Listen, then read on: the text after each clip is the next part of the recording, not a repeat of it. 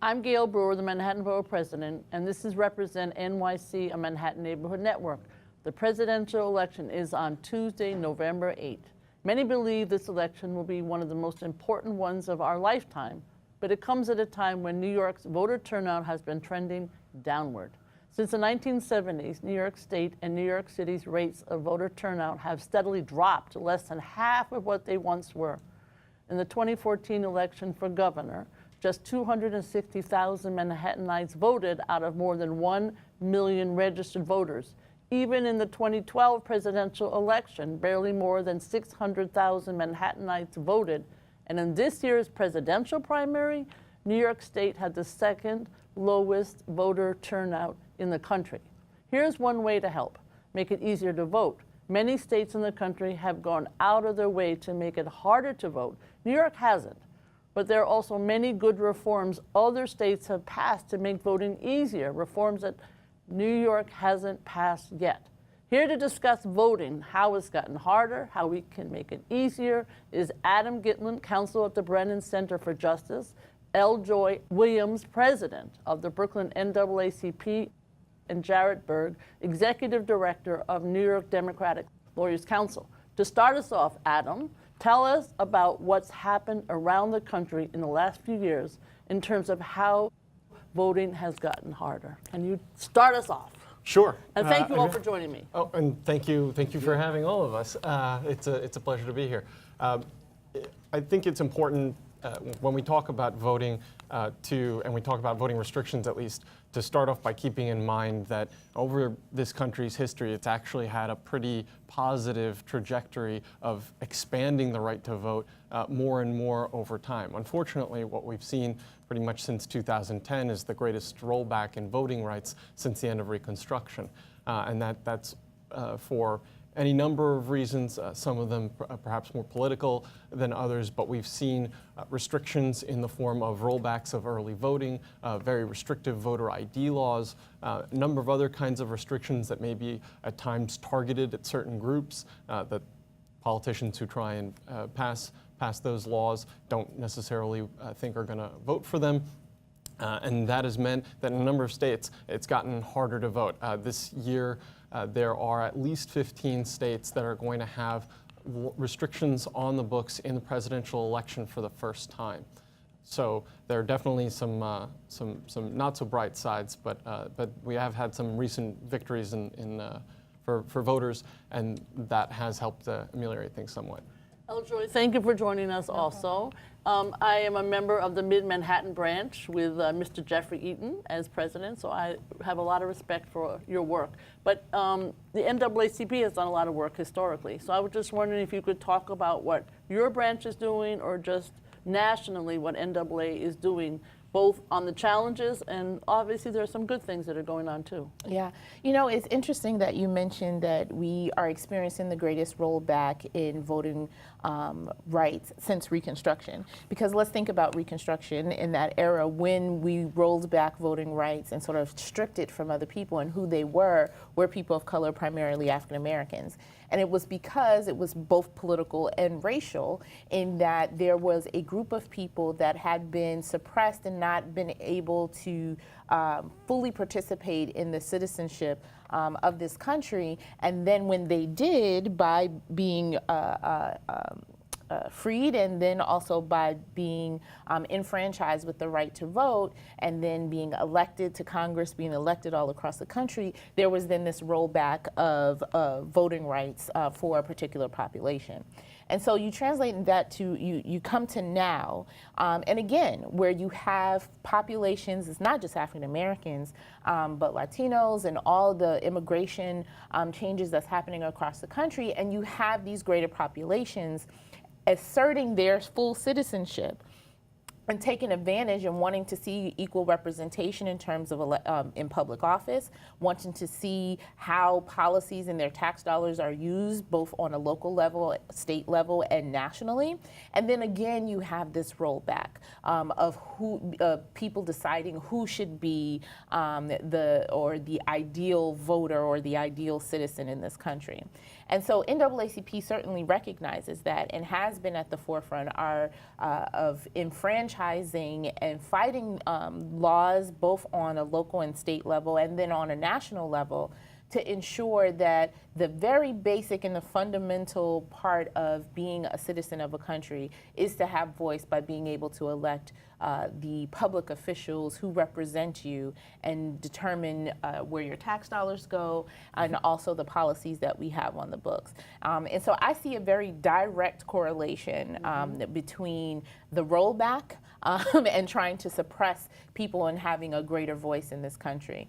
And finally, I will say it all stems back. It's something I say all the time. We don't have a constitutional right to vote. There are constitutional protections that prevent you from being discriminated against in casting your vote and protecting your vote. But we don't have a constitutional right to vote.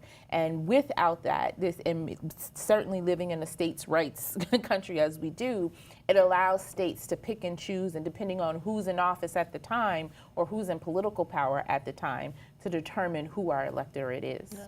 So Jarret, we were talking earlier, certainly you're the New York Democratic attorneys, but you certainly also go to other states when there are elections to make sure that they are monitored correctly.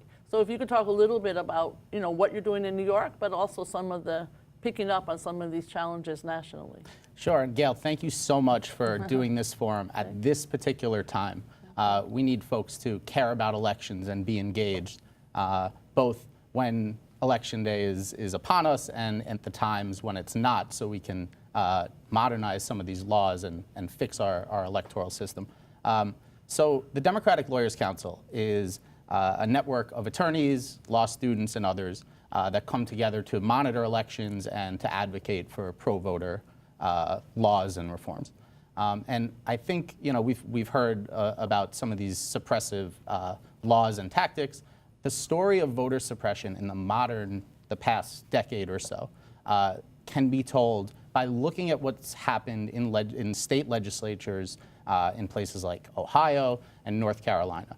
In a presidential year like this, we recruit attorneys and law students and others to monitor the polls here in New York and also in the battlegrounds. But on the legislative side, what we've seen is a systematic rollback of laws that were put in place after what happened in 2004 in Ohio to make it easier for people to participate. And you mentioned in your intro that New York hasn't made it harder. That's because it's perfectly hard today, and perhaps they don't have the votes to make it even harder. What we'd like to see is a system of modernization and a process of making it easier for people to vote who are eligible at every step in the process, from pre-registration and registration to a reasonable election period so busy people have opportunities to exercise their rights. Yeah. So Adam, you've been, Brennan Center has been doing some of these cases around the country. So can you just talk a little bit about some of these cases, where you think you're winning, where the rollbacks are unfortunately in existence? There's good news and bad news, I think. I think that's right. There's good news and bad news. Thankfully, most recently, we're on a pretty nice winning streak.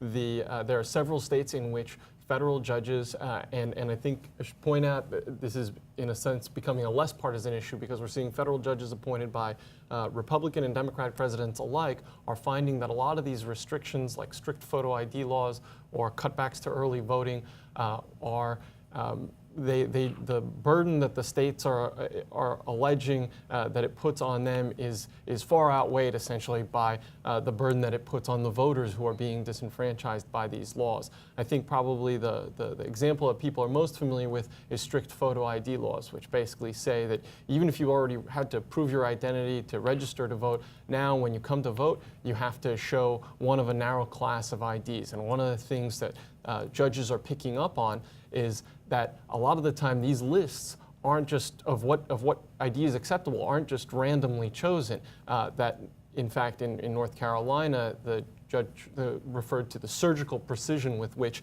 they decided to let some IDs be usable and some not. So student IDs in Texas, for example, were not okay, but licenses to carry firearms were okay.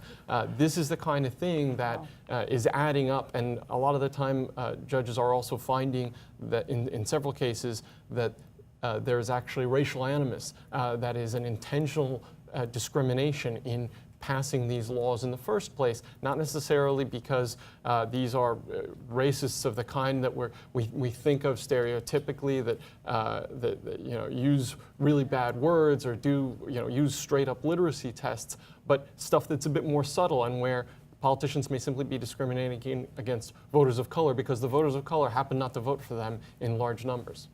I always love the issue with the students. That even happens in New York State. Making sure that they're disenfranchised upstate where it's a Republican area, but students are at a SUNY campus, and they find a way that students can't vote. Absolutely, that's been an issue in I think 2003 at Skidmore, in 2009 at Bard and Vassar. There were students who were basically being challenged at the polls, basically for proof of residence requirements, essentially to stop them from voting because they were students. Joy, the one issue that I care about, I'm sure all of us do, is those who have served their time. And in New York, you serve your time, you can vote. I've actually heard judges state, I'm sorry, you can't vote, even though they have served their time and done everything that was necessary. So that's an issue that I know NAACP is paying attention to. Yeah, certainly. I mean, and a lot of it has to do with education. You mentioned judges telling people that they don't vote. For a lot of people, incorrect information. For a lot of people, when they leave the custody of New York State, any prison or something, they tell you, oh, and you can't vote or you'll be charged. Misinformation. And so we spend a lot of time in the streets or working with people and telling them they have in their head, they've been told by a judge, they've been told when they've been released, that you can't vote. This is the one thing you can't do, when they're giving them all of their rules. And then we have to arm them with the information that, in fact, after you've completed your service, yes, you can, and then helping to walk people through that process.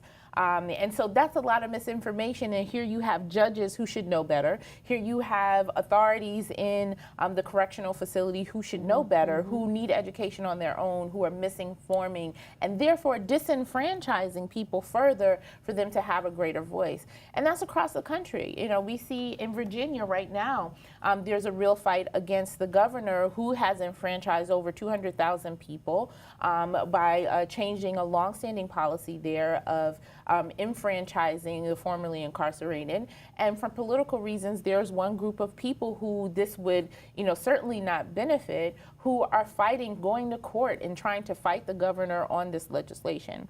And that goes back to, when you have laws where people can, or policies instead of laws, where people can pick and choose, when they want or who they want to be citizens at a particular time, we are subject to the whim of whoever's in office or whatever political party wants greater power at that particular time. And that's why I always roll it back to, it needs to be a fundamental right as a citizen of this country to really have a voice in who represents us anywhere. So, Jarret, you know a lot about what's going on in New York. The right could include registration is automatic unless you check a box stating that you can. But what are some of the issues that we should be looking at in terms of changing policies? Sure. Well, on this issue, so automatic registration would include that as soon as someone becomes eligible, they'd be automatically registered. That should apply to docs, right? Nobody knows better than docs when someone who's coming out of the system would be eligible again. Department of Correction. To the extent that we think that their rights should have been stripped in the first place. The sad thing about this issue is it becomes a forever punishment, right? So if the purpose of incarceration, or some of the purposes, is rehabilitation, and if we want to reduce recidivism, then we can't bar and create this stigma where we continue to put up hurdles to make it harder for people to participate and have a stake in their society while we expect them to pay taxes and hold down a job. And so we think that would be part and parcel to any modernization program for registration. So in New York, you are able to vote, but nobody tells you. And so another part of this problem, I think, is this country has 50 different ways of dealing with the question of Which is what Eljoy was criminal just stating. Disenfranchisement. And so whether it's the movies or misinformed populace, right, there's this idea, certain people, oh yeah, it's a one-time thing and you lose the rights. That's not accurate. 48 states do some form of disenfranchisement, 2 states don't. You won't be surprised to know that there are states that are very homogenous and white. But for the states that do, it's very, I would say, undesirable to have something that is clearly a fundamental right, whether it's explicit in the Constitution or not, that we then interpret, expand, and contract depending on what state you happen to be sitting in. Got it. So let's go back to New York or other places where early voting or automatic or other ways in which people can participate in a more friendly fashion. What are some examples of what works in this country that you've seen? Sure. So we've seen same-day registration work, increase turnout up to between 4 and 7%. We've seen early voting provide for people who, let's say, work during election day and want to be able to vote, can't necessarily find the childcare that they'd need during that time to be able to go vote. And we're actually already seeing automatic registration, even though it's the newest of these reforms, have positive turnout effects, as well as positive registration effects. So in Oregon, which is the first state to really be implementing automatic registration, they've increased their registration rate 4-fold. They've registered more than 200,000 voters since March. And they're seeing increase in turnout, and might I point out, turnout across the political spectrum. Democrats, Republicans, independents, everybody's turning out more since they've implemented automatic registration. These are all reforms that shouldn't be political issues. They should be nonpartisan questions of just improving election administration, and they all work. Eldra, is the NAACP, I know, thinking about some of these improvements? Absolutely. I think it's New York likes to boast all the time that we're ahead of the curve and that people usually follow our lead. This is one instance in particular policies where we're not, where we are archaic. And if we want to continue to boast about being the best, and people should aspire, whether it's, on our gun control or gun safety legislation, whether it's tax, whatever it is, then we also need to match that in other areas. In giving citizens a voice and enfranchising them to make the decision on their government for themselves. And certainly, I think automatic registration, same-day registration is one. Certainly, doing really funding the Board of Elections and the elections to really educate people about their rights, and then educate judges and others about what the information they're giving out. And then lastly, I would say, which would really be important, is having more than one day of voting. I think it's archaic. It's going back to living in smaller, insular village communities, that there should be this one day that we all go to the polls. I understand the nostalgia of that, but in a modern day society, it's just not conducive to everyone's lifestyle and everyone's work style. So certainly introducing mail-in voting, same day registration, but also weekend voting, and also Sunday voting. In Brooklyn, we like to boast we're the borough of churches. Just imagine how many people could go to church and then go to the polls right afterwards and cast their ballot. So I think as we begin to, we really need to think about this as a New York pride issue. And do we want to continue to be the state that implements policies and ideas that is the cutting edge of enfranchising and taking care of its citizens? And certainly these reforms would do that. So jump in, because Sure. that what's going on, but I just want to add one little non-legislative issue. Because of certain lawsuits, which are important, many voting locations have been moved. And they've been moved. I have a lot of seniors in Manhattan on my block. We're walking with the walker. 4 blocks is actually a challenge. They have to get that space, which is far. So it used to be that the voting place was only a block away. Now, this is not a legislative issue. This is more of an operational issue. Yeah. And there are, understandably, I have many friends who are suing based on ADA, the American Disabilities Act. And that's a whole other topic. Yeah. But these issues really need to be addressed. But talk about... And so NYDLC and I personally support all the reforms that have been mentioned here. We believe that we should be reframing Election Day as the last opportunity to vote, not the only opportunity, certainly not the first, only, and last. So we're trying to propose this concept of the election period, which of course includes early voting. Of course, it should include things like Golden Week, like they have in Ohio, where some form of same-day registration and voting can happen at the same time. We support same-day registration. As you all well know, the New York State Constitution entrenches some of these problems. So whether it's the deadline for registration or things like no-fault absentee voting. We'd also like to see a vote center model. And this addresses your scenario that you raised with some of the ADA, but at the moment, we have a system that does date back to, it's residency-based. So the policy is that you vote near where you live. And certainly, you're at the lowest level of the election, you'd be voting for your representative. But it might be easier to vote nearer to work or near where you have child or elder care obligations. So with a vote center model and this crazy technology called ballot on demand, AKA a printer, you'd be able to look up your residence, figure out what ballot applies for you, print it out, and that might be at a vote center during early vote, it might be on the final opportunity, but if you put some of these together, we can really come up with a modern system that eliminates these procedural hurdles and allows the vast majority of people to exercise their fundamental rights without hitting these sort of process hurdles.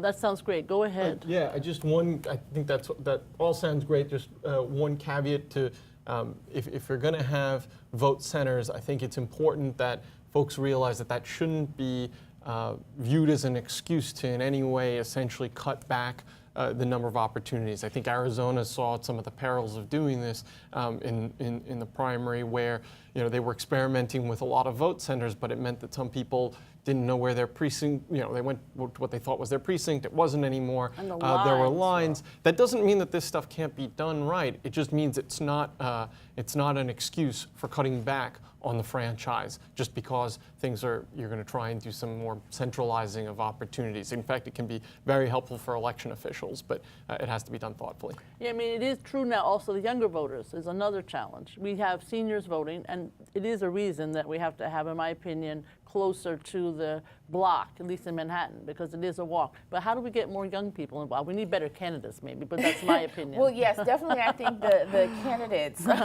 contribute to that conversation. But then, if you make it It's not a legislative issue, so don't worry. The other two. if you make it easier and provide more education, and that's what I'm talking about in terms. We don't invest financially enough in elections either. We do when it's a crisis.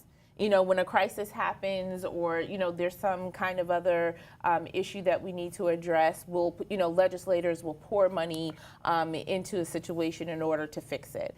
But in advance, of alerting people multiple days, not just the one mailing, here's your polling site, but multiple mailings of emails, of sort of using the technology to really engage voters in the process. But we talk about some of the other reforms. Certainly, I did a presidential campaign in Wisconsin, which has same-day registration and mail-in voting and early voting. And one of the things that we were able to do is go into those pockets and areas where they're largely seniors and do mail-in voting, help them with requesting their ballot to be able to send it back.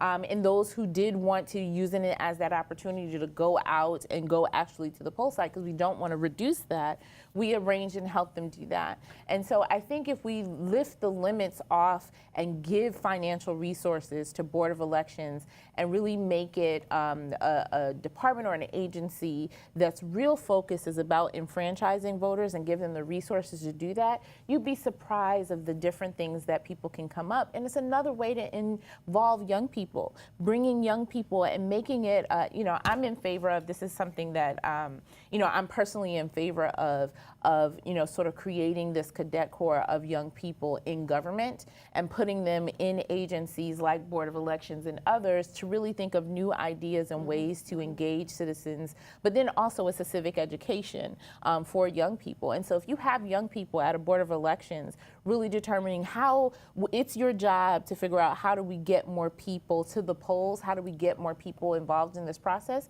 you'll be surprised at the things they come up with. That will be a fascinating experience for young people to be at the Board of Elections, but that's another story.